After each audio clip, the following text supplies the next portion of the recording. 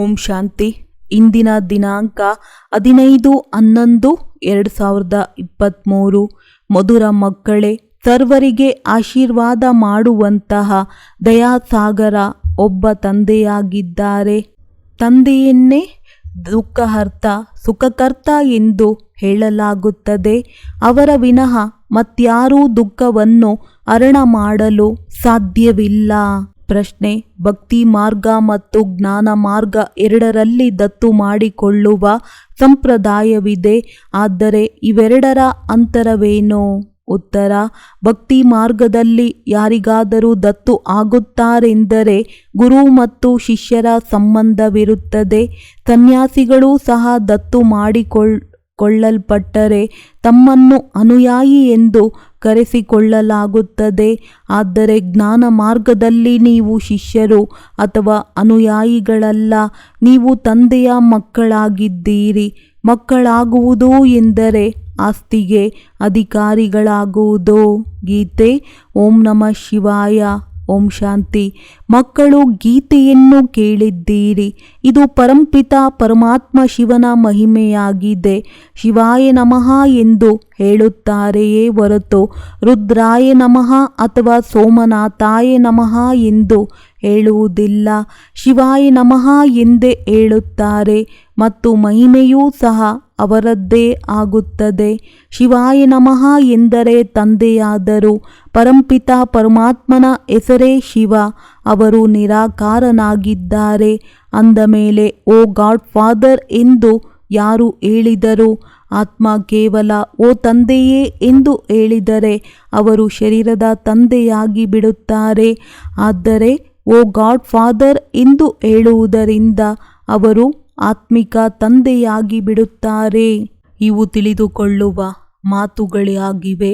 ದೇವತೆಗಳಿಗೆ ಪಾರಸ ಬುದ್ಧಿಯವರು ಎಂದು ಹೇಳಲಾಗುತ್ತದೆ. ದೇವತೆಗಳಂತೂ ವಿಶ್ವದ ಮಾಲೀಕರಾಗಿದ್ದರು. ಈಗಂತೂ ಯಾರೂ ಮಾಲೀಕರಿಲ್ಲ. ಭಾರತದ ದಣಿಗಳು ಒಡೆಯರು ಯಾರೂ ಇಲ್ಲ. ರಾಜನಿಗೂ ಸಹ ಪಿತ ಅನ್ನದಾತ ಎಂದು ಕರೆಯಲಾಗುತ್ತದೆ. ಈಗಂತೂ ರಾಜರ್ಯಾರೂ ಇಲ್ಲ ಅಂದಾಗ ಶಿವಾಯ ನಮಃ ಎಂದು ಯಾರು ಹೇಳಿದರು? ಇವರು ತಂದೆಯಾಗಿದ್ದಾರೆಂದು ಹೇಗೆ ಗೊತ್ತಾಗುವುದು? ಬ್ರಹ್ಮ ಕುಮಾರ ಕುಮಾರಿಯರಂತೂ ಅನೇಕರಿದ್ದೀರಿ. ಅಂದರೆ ನೀವೆಲ್ಲರೂ ಶಿವ ತಂದೆಯ ಮೊಮ್ಮಕ್ಕಳಾದಿರಿ. ನಿಮ್ಮನ್ನು ಬ್ರಹ್ಮರವರ ಮುಖಾಂತರ ದತ್ತು ಮಾಡಿಕೊಳ್ಳುತ್ತೇನೆ. ನಾವು ಬ್ರಹ್ಮ ಕುಮಾರ ಕುಮಾರಿಯರೆಂದು ಎಲ್ಲರೂ ಹೇಳುತ್ತೀರಿ. ಅಂದ ಮೇಲೆ ಬ್ರಹ್ಮನು ಯಾರ ಮಗ? ಶಿವನ ಮಗನಾಗಿದ್ದಾರೆ. ಬ್ರಹ್ಮ ವಿಷ್ಣು ಶಂಕರ ಮೂವರೂ ಸಹ ಶಿವನ ಮಕ್ಕಳು. ಶಿವ ತಂದೆಯು ಶ್ರೇಷ್ಠಾತಿ ಶ್ರೇಷ್ಠ ಭಗವಂತ ನಿರಾಕಾರಿ ವತನದಲ್ಲಿ ಇರುವವರಾಗಿದ್ದಾರೆ. ಬ್ರಹ್ಮ ವಿಷ್ಣು ಶಂಕರರು ಸೂಕ್ಷ್ಮ ವತನವಾಸಿಗಳಾಗಿದ್ದಾರೆ. ಅಂದ ಮೇಲೆ ಮನುಷ್ಯ ಸೃಷ್ಟಿಯನ್ನು ಹೇಗೆ ರಚಿಸಿದರು? ಅದಕ್ಕೆ ತಂದೆಯೂ ತಿಳಿಸುತ್ತಾರೆ. ನಾನು ಡ್ರಾಮಾ ಅನುಸಾರ ಬ್ರಹ್ಮನ ಸಾಧಾರಣ ತನುವಿನಲ್ಲಿ ಪ್ರವೇಶ ಮಾಡಿ ಇವರನ್ನು ಪ್ರಜಾಪಿತನನ್ನಾಗಿ ಮಾಡುತ್ತೇನೆ. ನಾನು ಇವರಲ್ಲಿಯೇ ಪ್ರವೇಶ ಮಾಡಬೇಕಿದೆ. ಇವರಿಗೆ ಬ್ರಹ್ಮ ಎಂದು ಹೆಸರಿಟ್ಟಿದ್ದೇನೆ. ದತ್ತು ಮಾಡಿಕೊಂಡ ನಂತರ ಹೆಸರು ಬದಲಾಗುತ್ತದೆ. ಸನ್ಯಾಸಿಗಳಿಗೂ ಸಹ ಹೆಸರನ್ನು ಬದಲಾಯಿಸುತ್ತಾರೆ. ಮೊದಲು ಗೃಹಸ್ಥಿಗಳ ಬಳಿ ಜನ್ಮ ಪಡೆಯುತ್ತಾರೆ. ನಂತರ ಸಂಸ್ಕಾರದ ಅನುಸಾರ ಬಾಲ್ಯದಲ್ಲಿಯೇ ಶಾಸ್ತ್ರ ಮುಂತಾದವುಗಳನ್ನು ಓದುತ್ತಾರೆ. ಮತ್ತೆ ವೈರಾಗ್ಯವೂ ಬರುತ್ತದೆ. ಆಗ ಸನ್ಯಾಸಿಗಳ ಬಳಿ ಹೋಗಿ ದತ್ತು ಆಗುತ್ತಾರೆ. ಇವರು ನನ್ನ ಗುರುವಾಗಿದ್ದಾರೆಂದು ಹೇಳುತ್ತಾರೆ. ನಮ್ಮ ತಂದೆ ಎಂದು ಹೇಳುವುದಿಲ್ಲ. ಕೇವಲ ಗುರುವಿಗೆ ಶಿಷ್ಯರು ಅಥವಾ ಅನುಯಾಯಿಗಳು ಆಗುತ್ತಾರೆ. ಗುರುಗಳು ಸಹ ನೀವು ನನ್ನ ಶಿಷ್ಯರು ಅಥವಾ ಅನುಯಾಯಿಗಳಾಗುತ್ತೀರೆಂದು ಶಿಷ್ಯರನ್ನು ದತ್ತು ಮಾಡಿಕೊಳ್ಳುತ್ತಾರೆ. ಆದರೆ ಇಲ್ಲಿ ತಂದೆಯು ತಿಳಿಸುತ್ತಾರೆ, ನೀವು ನನ್ನ ಮಕ್ಕಳಾಗಿದ್ದೀರಿ. ನೀವು ಆತ್ಮಗಳು ಭಕ್ತಿ ಮಾರ್ಗದಲ್ಲಿ ನನ್ನನ್ನು ಕರೆಯುತ್ತಾ ಬಂದಿದ್ದೀರಿ. ಏಕೆಂದರೆ ಇಲ್ಲಿ ಬಹಳ ದುಃಖವಿದೆ. ತ್ರಾಹಿ ತ್ರಾಹಿ ಎನ್ನುತ್ತಿದ್ದಾರೆ. ಪತಿತ ಪಾವನನಂತೂ ಒಬ್ಬ ತಂದೆಯೇ ಆಗಿದ್ದಾರೆ. ನಿರಾಕಾರ ಶಿವನಿಗೆ ಆತ್ಮವು ನಮಸ್ಕರಿಸುತ್ತದೆ. ಅಂದ ಮೇಲೆ ತಂದೆಯಂತೂ ಇದ್ದೇ ಇರುವರು. ನೀವು ಮಾತಾಪಿತಾ ಇದನ್ನೂ ಸಹ ಪರಮಾತ್ಮನಿಗೆ ಆಡುತ್ತಾರೆ. ತಂದೆ ಇದ್ದಾರೆಂದ ಮೇಲೆ ತಾಯಿಯೂ ಅವಶ್ಯವಾಗಿ ಬೇಕು. ತಂದೆ ತಾಯಿಯ ವಿನಃ ರಚನೆಯಾಗುವುದಿಲ್ಲ. ತಂದೆಯು ಮಕ್ಕಳ ಬಳಿ ಬರಲೇಬೇಕು. ಈ ಸೃಷ್ಟಿ ಚಕ್ರವು ಹೇಗೆ ಪುನರಾವರ್ತನೆಯಾಗುತ್ತದೆ, ಇದರ ಆದಿ ಮಧ್ಯ ಅಂತ್ಯವನ್ನು ತಿಳಿದುಕೊಳ್ಳುವುದಕ್ಕೆ ತ್ರಿಕಾಲದರ್ಶಿಗಳು ಆಗುವುದೆಂದು ಹೇಳಲಾಗುತ್ತದೆ. ಇಷ್ಟು ಕೋಟ್ಯಾಂತರ ಪಾತ್ರಧಾರಿಗಳಿದ್ದಾರೆ. ಪ್ರತಿಯೊಬ್ಬರದು ಬೇರೆ ಬೇರೆ ಪಾತ್ರವಾಗಿದೆ. ಇದು ಬೇಹದ್ದಿನ ನಾಟಕವಾಗಿದೆ. ನಾನು ನಿರ್ದೇಶಕ, ರಚಯಿತ, ಮುಖ್ಯ ಪಾತ್ರಧಾರಿ ಆಗಿದ್ದೇನೆ. ಪಾತ್ರ ಮಾಡುತ್ತಿದ್ದೇನೆ. ಆದರೆ ನಾನಾತ್ಮನಿಗೆ ಪರಮ ಆತ್ಮನೆಂದು ಹೇಳುತ್ತಾರೆ ಎಂದು ತಂದೆಯು ತಿಳಿಸುತ್ತಾರೆ. ಆತ್ಮ ಮತ್ತು ಪರಮಾತ್ಮನ ರೂಪವು ಒಂದೇ ಆಗಿದೆ. ಅವಶ್ಯವಾಗಿ ಭ್ರುಕುಟಿಯ ಮಧ್ಯೆ ಆತ್ಮಾರೂಪಿ ನಕ್ಷತ್ರವು ಇರುತ್ತದೆ ಎಲ್ಲವೇ. ಆತ್ಮವು ಅತಿ ಸೂಕ್ಷ್ಮವಾಗಿದೆ. ಅದನ್ನು ನೋಡಲು ಸಾಧ್ಯವಿಲ್ಲ. ಆತ್ಮವು ಸೂಕ್ಷ್ಮ. ಆದ್ದರಿಂದ ಆತ್ಮದ ತಂದೆಯು ಸೂಕ್ಷ್ಮವಾಗಿದ್ದಾರೆ. ನೀವಾತ್ಮಗಳು ಬಿಂದು ಸಮಾನರಾಗಿದ್ದೀರಿ. ಶಿವನಾದ ನಾನೂ ಸಹ ಬಿಂದು ರೂಪವಾಗಿದ್ದೇನೆ. ಆದರೆ ನಾನು ಪರಮ ಆತ್ಮ, ರಚಯಿತ, ನಿರ್ದೇಶಕ, ಜ್ಞಾನಸಾಗರನಾಗಿದ್ದೇನೆ. ನನ್ನಲ್ಲಿ ಸೃಷ್ಟಿಯ ಆದಿ ಮಧ್ಯ ಅಂತ್ಯದ ಜ್ಞಾನವಿದೆ. ನಾನು ಜ್ಞಾನಸಾಗರ, ದಯಾಸಾಗರನಾಗಿದ್ದೇನೆ. ಎಲ್ಲರಿಗೆ ಆಶೀರ್ವಾದ ನೀಡುತ್ತೇನೆ. ಎಲ್ಲರನ್ನೂ ಸದ್ಗತಿಯಲ್ಲಿ ಕರೆದುಕೊಂಡು ಹೋಗುತ್ತೇನೆ ಎಂದು ತಂದೆಯು ತಿಳಿಸುತ್ತಾರೆ. ದುಃಖಹರ್ತ, ಸುಖಕರ್ತ ಒಬ್ಬ ತಂದೆಯೇ ಆಗಿದ್ದಾರೆ. ಸತ್ಯಯುಗದಲ್ಲಿ ಯಾರೂ ದುಃಖಿಯಾಗುವುದೇ ಇಲ್ಲ. ಲಕ್ಷ್ಮೀನಾರಾಯಣರ ರಾಜ್ಯವಿರುತ್ತದೆ. ತಂದೆಯು ತಿಳಿಸುತ್ತಾರೆ, ನಾನು ಈ ಸೃಷ್ಟಿರೂಪಿ ವೃಕ್ಷದ ಬೀಜರೂಪನಾಗಿದ್ದೇನೆ. ತಿಳಿದುಕೊಳ್ಳಿ, ಮಾವಿನ ಮರದ ಬೀಜವು ಜಡ ಬೀಜವಾಗಿರುತ್ತದೆ. ಅದು ಮಾತನಾಡುವುದಿಲ್ಲ. ಒಂದು ವೇಳೆ ಅದು ಚೈತನ್ಯವಾಗಿದ್ದರೆ ನನ್ನಿಂದ ಎಲ್ಲ ರೆಂಬೆ ಕೊಂಬೆಗಳು, ಎಲೆಗಳು ಬರುತ್ತವೆ ಎಂದು ಹೇಳುತ್ತಿತ್ತು. ಆದರೆ ನಾನಂತೂ ಚೈತನ್ಯ ಬೀಜವಾಗಿದ್ದೇನೆ. ಇದಕ್ಕೆ ಕಲ್ಪವೃಕ್ಷವೆಂದು ಕರೆಯಲಾಗುತ್ತದೆ. ಮನುಷ್ಯ ಸೃಷ್ಟಿರೂಪಿ ವೃಕ್ಷದ ಬೀಜವು ಪರಂಪಿತ ಪರಮಾತ್ಮನಾಗಿದ್ದಾರೆ. ತಂದೆಯು ತಿಳಿಸುತ್ತಾರೆ, ನಾನೇ ಬಂದು ಇದರ ಜ್ಞಾನವನ್ನು ತಿಳಿಸುತ್ತೇನೆ. ಮಕ್ಕಳನ್ನು ಸದಾ ಸುಖಿಯನ್ನಾಗಿ ಮಾಡುತ್ತೇನೆ. ಮಾಯೆಯು ದುಃಖಿಯನ್ನಾಗಿ ಮಾಡುತ್ತದೆ. ಭಕ್ತಿ ಮಾರ್ಗವು ಮುಕ್ತಾಯವಾಗಲಿದೆ. ಈ ನಾಟಕವು ಅವಶ್ಯವಾಗಿ ಸುತ್ತಬೇಕಾಗಿದೆ. ಇದು ಬೇಹದ್ದಿನ ವಿಶ್ವದ ಇತಿಹಾಸ ಭೂಗೋಳವಾಗಿದೆ. ಈ ಚಕ್ರವು ಸುತ್ತುತ್ತಲೇ ಇರುತ್ತದೆ. ಕಲಿಯುಗವು ಬದಲಾಗಿ ಮತ್ತೆ ಸತ್ಯಯುಗವಾಗಲಿದೆ. ಸೃಷ್ಟಿಯಂತೂ ಒಂದೇ ಆಗಿದೆ. ಭಗವಂತನು ಒಬ್ಬರೇ ಆಗಿದ್ದಾರೆ. ಅವರಿಗೆ ಯಾರೂ ತಂದೆ ಇಲ್ಲ. ಅವರೇ ಶಿಕ್ಷಕರು ಆಗಿದ್ದಾರೆ, ಓದಿಸುತ್ತಿದ್ದಾರೆ. ಭಗವಾನುವಾಚ, ನಾನು ನಿಮಗೆ ರಾಜಯೋಗವನ್ನು ಕಲಿಸುತ್ತೇನೆ. ಮನುಷ್ಯರು ಮಾತಾಪಿತರನ್ನು ತಿಳಿದುಕೊಂಡಿಲ್ಲ. ನೀವು ಮಕ್ಕಳೇ ತಿಳಿದುಕೊಂಡಿದ್ದೀರಿ. ನಿರಾಕಾರ ಶಿವ ತಂದೆಗೆ ನಾವು ನಿರಾಕಾರಿ ಮಕ್ಕಳಾಗಿದ್ದೇವೆ ಮತ್ತು ಸಾಕಾರಿ ಬ್ರಹ್ಮರವರಿಗೂ ಸಹ ಮಕ್ಕಳಾಗಿದ್ದೇವೆ. ನಿರಾಕಾರನ ಮಕ್ಕಳೆಲ್ಲರೂ ಸಹೋದರ ಸಹೋದರರಾಗಿದ್ದೇವೆ ಮತ್ತು ಬ್ರಹ್ಮರವರ ಮಕ್ಕಳು ಸಹೋದರ ಸಹೋದರಿಯರಾಗಿದ್ದೇವೆ. ಇದು ಪವಿತ್ರರಾಗಿರುವ ಯುಕ್ತಿಯಾಗಿದೆ. ಸಹೋದರ ಸಹೋದರಿಯರು ವಿಕಾರದಲ್ಲಿ ಹೇಗೆ ಹೋಗುವರು? ವಿಕಾರದ ಬೆಂಕಿಯೇ ಬೀಳುತ್ತದೆ ಎಲ್ಲವೇ. ಅದಕ್ಕೆ ಕಾಮಾಗ್ನಿ ಎಂದು ಹೇಳಲಾಗುತ್ತದೆ. ಅದರಿಂದ ಪಾರಾಗುವ ಯುಕ್ತಿಯನ್ನು ತಂದೆಯು ತಿಳಿಸುತ್ತಾರೆ.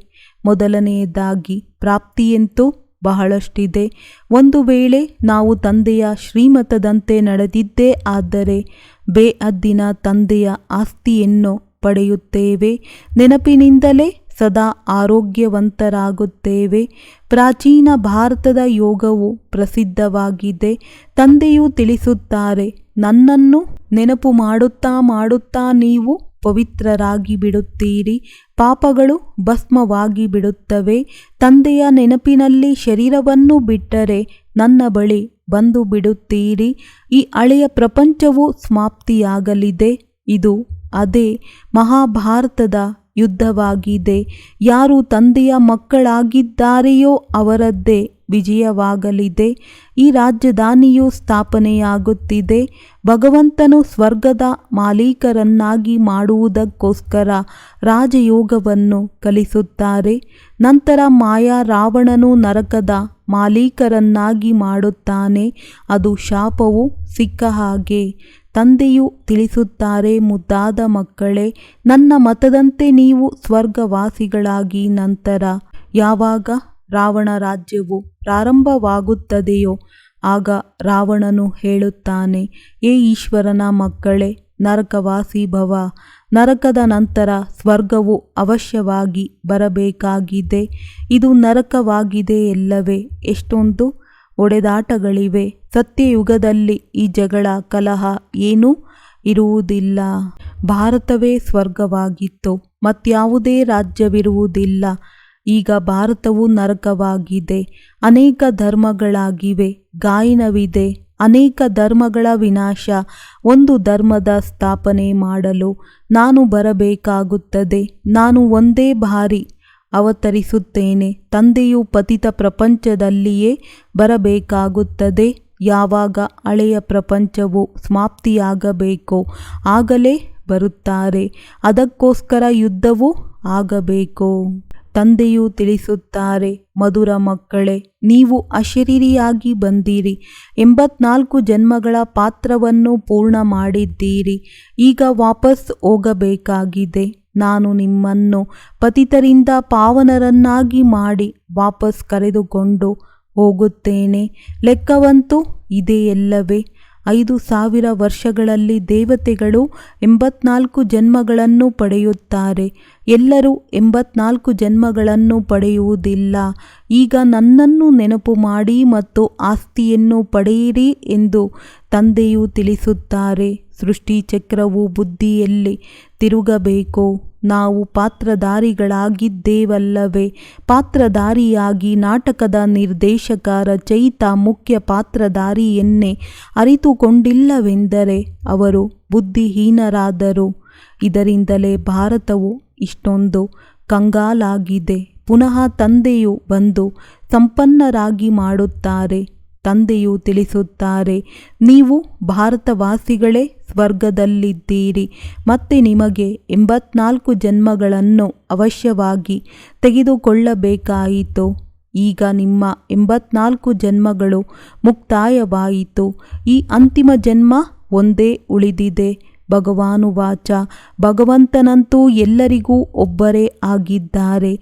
ಕೃಷ್ಣನನ್ನು ಬೇರೆ ಧರ್ಮದವರು ಭಗವಂತನೆಂದು ಒಪ್ಪುವುದಿಲ್ಲ, ನಿರಾಕಾರನನ್ನೇ ಒಪ್ಪುತ್ತಾರೆ. ಅವರು ಎಲ್ಲ ಆತ್ಮಗಳ ತಂದೆಯಾಗಿದ್ದಾರೆ. ತಿಳಿಸುತ್ತಾರೆ, ನಾನು ಅನೇಕ ಜನ್ಮಗಳ ಅಂತಿಮ ಜನ್ಮದಲ್ಲಿ ಬಂದು ಇವರಲ್ಲಿ ಪ್ರವೇಶ ಮಾಡುತ್ತೇನೆ. ರಾಜಧಾನಿಯು ಸ್ಥಾಪನೆಯಾಗಿ ವಿನಾಶವು ಪ್ರಾರಂಭವಾಗುವುದು.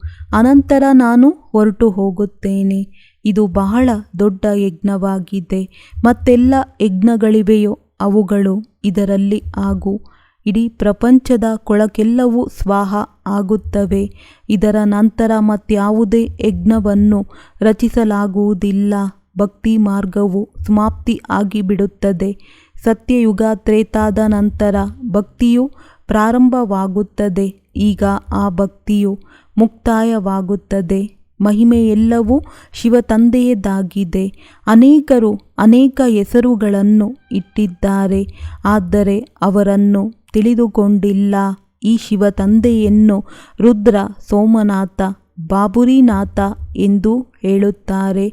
ಒಬ್ಬರಿಗೆ ಅನೇಕ ಹೆಸರುಗಳನ್ನು ಇಟ್ಟು ಬಿಟ್ಟಿದ್ದಾರೆ. ಎಂತೆಂತಹ ಕರ್ತವ್ಯ ಮಾಡಿದ್ದಾರೆಯೋ ಅಂತಹ ಹೆಸರುಗಳನ್ನು ಇಟ್ಟಿದ್ದಾರೆ. ನಿಮಗೆ ಸೋಮರಸವನ್ನು ಕುಡಿಸುತ್ತಿದ್ದಾರೆ. ನೀವು ಮಾತೆಯರು ಸ್ವರ್ಗದ ದ್ವಾರವನ್ನು ತೆರೆಯಲು ನಿಮಿತ್ತರಾಗಿದ್ದೀರಿ. ಪವಿತ್ರರಿಗೆ ವಂದನೆ ಮಾಡಲಾಗುತ್ತದೆ. ಅಪವಿತ್ರರು ಪವಿತ್ರರಿಗೆ ನಮಸ್ಕಾರ ಮಾಡುತ್ತಾರೆ. ಬ್ರಹ್ಮ ಕುಮಾರ ಕುಮಾರಿಯರು ಭಾರತದ ಉದ್ಧಾರ ಮಾಡುತ್ತಿದ್ದಾರೆ.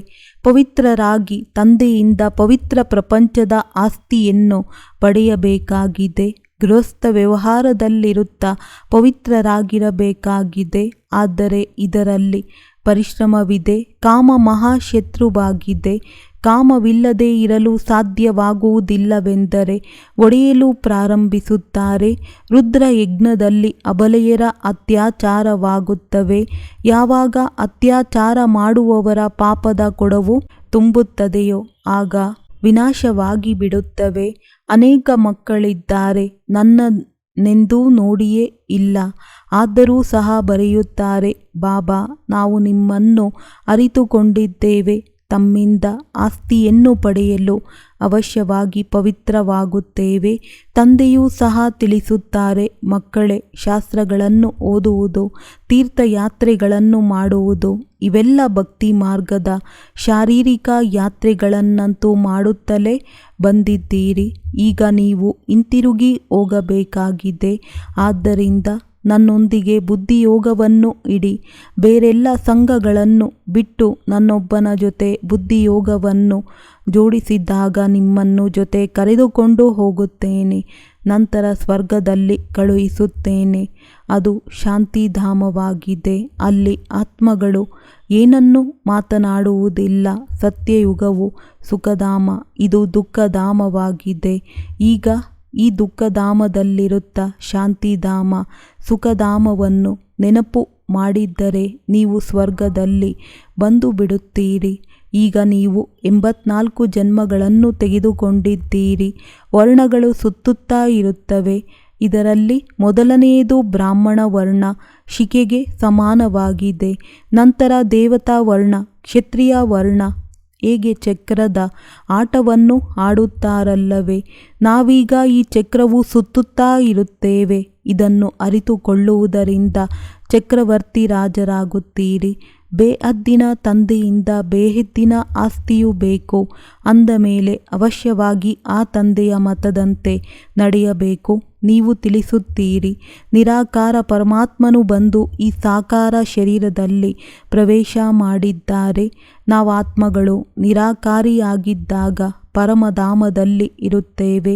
ಈ ಸೂರ್ಯ ಚಂದ್ರರೇ ದೀಪಗಳು. ಇದನ್ನೇ ಬೇಹದ್ದಿನ ದಿನ ಮತ್ತು ರಾತ್ರಿ ಎಂದು ಕರೆಯಲಾಗುತ್ತದೆ. ಸತ್ಯಯುಗ ತ್ರೇತಾಯುಗವು ದಿನ, ದ್ವಾಪರ ಮತ್ತು ಕಲಿಯುಗವು ರಾತ್ರಿಯಾಗಿದೆ.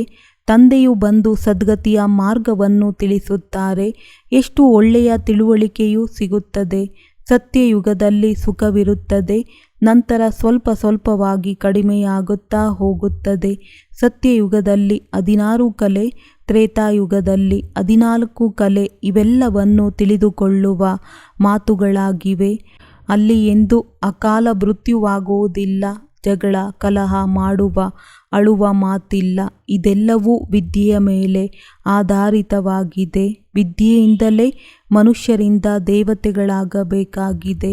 ಭಗವಂತನು ಭಗವತಿಯರನ್ನಾಗಿ ಮಾಡುವುದಕ್ಕೋಸ್ಕರ ಓದಿಸುತ್ತಾರೆ. ಅದಂತೂ ನಯಾ ಪೈಸೆಯ ವಿದ್ಯೆಯಾಗಿದೆ. ಇದು ವಜ್ರ ಸಮಾನ ವಿದ್ಯೆಯಾಗಿದೆ. ಕೇವಲ ಈ ಅಂತಿಮ ಜನ್ಮದಲ್ಲಿ ಪವಿತ್ರರಾಗುವ ಮಾತಾಗಿದೆ. ಇದು ಸಹಜಕ್ಕಿಂತ ಸಹಜ ರಾಜಯೋಗವಾಗಿದೆ. ಬ್ಯಾರಿಸ್ಟರಿ ಇತ್ಯಾದಿಗಳನ್ನೇನೂ ಓದುವುದು ಅಷ್ಟು ಸಹಜವಲ್ಲ. ಇಲ್ಲಂತೂ ತಂದೆ ಮತ್ತು ಚಕ್ರವನ್ನು ನೆನಪು ಮಾಡಿದ್ದರೆ ಚಕ್ರವರ್ತಿ ರಾಜರಾಗಿ ಬಿಡುತ್ತೀರಿ. ತಂದೆಯನ್ನು ಅರಿತುಕೊಂಡಿಲ್ಲವೆಂದರೆ ಏನೂ ಅರಿತುಕೊಂಡಿಲ್ಲ. ತಂದೆಯೇನು ವಿಶ್ವದ ಮಾಲೀಕರಾಗುವುದಿಲ್ಲ. ಮಕ್ಕಳನ್ನು ವಿಶ್ವದ ಮಾಲೀಕರನ್ನಾಗಿ ಮಾಡುತ್ತಾರೆ. ತಿಳಿಸುತ್ತಾರೆ, ಇವರು ಮಹಾರಾಜನಾಗುತ್ತಾರೆ, ನಾನಾಗುವುದಿಲ್ಲ. ನಾನು ನಿರ್ವಾಣಧಾಮದಲ್ಲಿ ಹೋಗಿ ಕುಳಿತು ಬಿಡುತ್ತೇನೆ. ಮಕ್ಕಳನ್ನು ವಿಶ್ವದ ಮಾಲೀಕರನ್ನಾಗಿ ಮಾಡುತ್ತೇನೆ. ಸತ್ಯ ಸತ್ಯ ನಿಷ್ಕಾಮ ಸೇವೆಯನ್ನು ನಿರಾಕಾರ ಪರಂಪಿತ ಪರಮಾತ್ಮನೇ ಮಾಡಲು ಸಾಧ್ಯ. ಮನುಷ್ಯರ್ಯಾರೂ ಮಾಡಲು ಸಾಧ್ಯವಿಲ್ಲ. ಈಶ್ವರನನ್ನು ಪಡೆದರೆ ಇಡೀ ವಿಶ್ವದ ಮಾಲೀಕರಾಗಿ ಬಿಡುತ್ತೀರಿ. ಭೂಮಿ ಆಕಾಶ ಎಲ್ಲದರ ಮಾಲೀಕರಾಗಿ ಬಿಡುತ್ತೀರಿ. ದೇವತೆಗಳು ವಿಶ್ವದ ಮಾಲೀಕರಾಗಿದ್ದಾರಲ್ಲವೇ. ಈಗಂತೂ ಎಷ್ಟೊಂದು ವಿಭಜನೆಗಳಾಗಿವೆ. ಈಗ ಮತ್ತೆ ತಂದೆಯು ತಿಳಿಸುತ್ತಾರೆ, ನಾನು ನಿಮ್ಮನ್ನು ವಿಶ್ವದ ಮಾಲೀಕರನ್ನಾಗಿ ಮಾಡುತ್ತೇನೆ. ನೀವೇ ಸ್ವರ್ಗದಲ್ಲಿದ್ದೀರಿ. ಭಾರತವು ವಿಶ್ವದ ಮಾಲೀಕವಾಗಿತ್ತು, ಈಗ ಕಂಗಾಲಾಗಿದೆ. ಪುನಃ ಈ ಮಾತೆಯರ ಮುಖಾಂತರ ಭಾರತವು ವಿಶ್ವದ ಮಾಲೀಕವಾಗುತ್ತದೆ. ಹೆಚ್ಚಿನ ಸಂಖ್ಯೆಯು ಮಾತೆಯರದ್ದಾಗಿದೆ. ಆದ್ದರಿಂದ ಒಂದೇ ಮಾತರಂ ಎಂದು ಹೇಳಲಾಗುತ್ತದೆ. ಸಮಯವು ಬಹಳ ಕಡಿಮೆ ಇದೆ. ಈ ಶರೀರದ ಮೇಲೆ ಯಾವುದೇ ಭರವಸೆ ಇಲ್ಲ. ಎಲ್ಲರೂ ಶರೀರ ಬಿಡಬೇಕಾಗಿದೆ. ಈಗ ಎಲ್ಲರದ್ದು ವಾನಪ್ರಸ್ಥ ಸ್ಥಿತಿಯಾಗಿದೆ. ಆದ್ದರಿಂದ ಎಲ್ಲರೂ ಹಿಂತಿರುಗಿ ಹೋಗಬೇಕಾಗಿದೆ. ಇದನ್ನು ಭಗವಂತನೇ ಓದಿಸುತ್ತಾರೆ. ಜ್ಞಾನ ಸಾಗರ, ಶಾಂತಿಯ ಸಾಗರ, ಆನಂದ ಸಾಗರನೆಂದು ಅವರಿಗೆ ಹೇಳಲಾಗುತ್ತದೆ. ತಂದೆಯೇ ಇಂತಹ ಸರ್ವಗುಣ ಸಂಪನ್ನರು 16 ಕಲಾ ಸಂಪೂರ್ಣ ಪವಿತ್ರರನ್ನಾಗಿ ಮಾಡುತ್ತಾರೆ. ಒಳ್ಳೆಯದು. ಮಧುರಾತಿ ಮಧುರ ಅಗಲಿ ಹೋಗಿ ಮರಳಿ ಸಿಕ್ಕಿದ ಮಕ್ಕಳ ಪ್ರತಿ ಮಾತ್ಪಿತಾ ಬಾಪ್ತಾದರವರ ನಂಬರ್ವಾರ್ ಪುರುಷಾರ್ಥದನುಸಾರ ನೆನಪು, ಪ್ರೀತಿ ಮತ್ತು ಸುಪ್ರಭಾತ. ಆತ್ಮಿಕ ಮಕ್ಕಳಿಗೆ ಆತ್ಮಿಕ ತಂದೆಯ ನಮಸ್ತೆ. ಧಾರಣೆಗಾಗಿ ಮುಖ್ಯ ಸಾರ. ಈ ವಿದ್ಯೆಯು ವಜ್ರ ಸಮಾನರನ್ನಾಗಿ ಮಾಡುತ್ತದೆ. ಆದ್ದರಿಂದ ಇದನ್ನು ಚೆನ್ನಾಗಿ ಓದಬೇಕು. ಬೇರೆಲ್ಲ ಸಂಘಗಳನ್ನು ಬಿಟ್ಟು ಒಬ್ಬ ತಂದೆಯ ಸಂಘವನ್ನು ಸೇರಬೇಕಾಗಿದೆ. ಶ್ರೀಮತದಂತೆ ನಡೆದು ಸ್ವರ್ಗದ ಪೂರ್ಣ ಆಸ್ತಿಯನ್ನು ಪಡೆಯಬೇಕಾಗಿದೆ. ನಡೆಯುತ್ತಾ ತಿರುಗಾಡುತ್ತಾ ಸ್ವದರ್ಶನ ಚಕ್ರವನ್ನು ತಿರುಗಿಸುತ್ತಾ ಇರಬೇಕಾಗಿದೆ. ವರದಾನ: ನನ್ನ ತನವನ್ನು ಬಿಟ್ಟು ಟ್ರಸ್ಟಿಯಾಗಿ ಸೇವೆ ಮಾಡುವಂತಹ ಸಂತುಷ್ಟ ಆತ್ಮಭವ. ಲೌಕಿಕ ಪರಿವಾರದಲ್ಲಿರುತ್ತಾ ಸೇವೆ ಮಾಡುತ್ತಾ ಸದಾ ನೆನಪಿರಲಿ, ನಾನು ಟ್ರಸ್ಟಿಯಾಗಿದ್ದೇನೆ, ಸೇವಾದಾರಿಯಾಗಿದ್ದೇನೆ. ಸೇವೆ ಮಾಡುತ್ತಾ ಸ್ವಲ್ಪವೂ ಸಹ ನನ್ನತನ ಇಲ್ಲದೆ ಇದ್ದಾಗ ಸಂತುಷ್ಟರಾಗಿರುವಿರಿ. ಯಾವಾಗ ನನ್ನತನವಿರುವುದು ಆಗ ಬೇಸರವಾಗುವಿರಿ. ಯೋಚಿಸುವಿರಿ, ನನ್ನ ಮಗ ಈ ರೀತಿ ಮಾಡುವನ? ಎಲ್ಲಿ ನನ್ನತನವಿದೆ ಅಲ್ಲಿ ಬೇಸರವಾಗುವಿರಿ. ಮತ್ತು ಎಲ್ಲಿ ನಿನ್ನದು ನನ್ನದು ಎಂದು ಬರುವುದು ಅಲ್ಲೇ ಈಜಾಡುತ್ತಿರುವಿರಿ. ನಿನ್ನದು ನಿನ್ನದು ಎಂದು ಹೇಳುವುದು ಎಂದರೇನೆ ಸ್ವಮಾನದಲ್ಲಿರುವುದು. ನನ್ನದು ನನ್ನದು ಎಂದು ಹೇಳುವುದು ಎಂದರೆ ಅಭಿಮಾನದಲ್ಲಿ ಬರುವುದು. ಸ್ಲೋಗನ್: ಬುದ್ಧಿಯಲ್ಲಿ ಪ್ರತಿ ಸಮಯ ತಂದೆ ಮತ್ತು ಶ್ರೀಮತದ ಸ್ಮೃತಿ ಇರಲಿ. ಆಗ ಹೇಳಲಾಗುವುದು, ಹೃದಯಪೂರ್ವಕವಾಗಿ ಸಮರ್ಪಿತ ಆತ್ಮ. ಒಳ್ಳೆಯದು. ಓಂ ಶಾಂತಿ.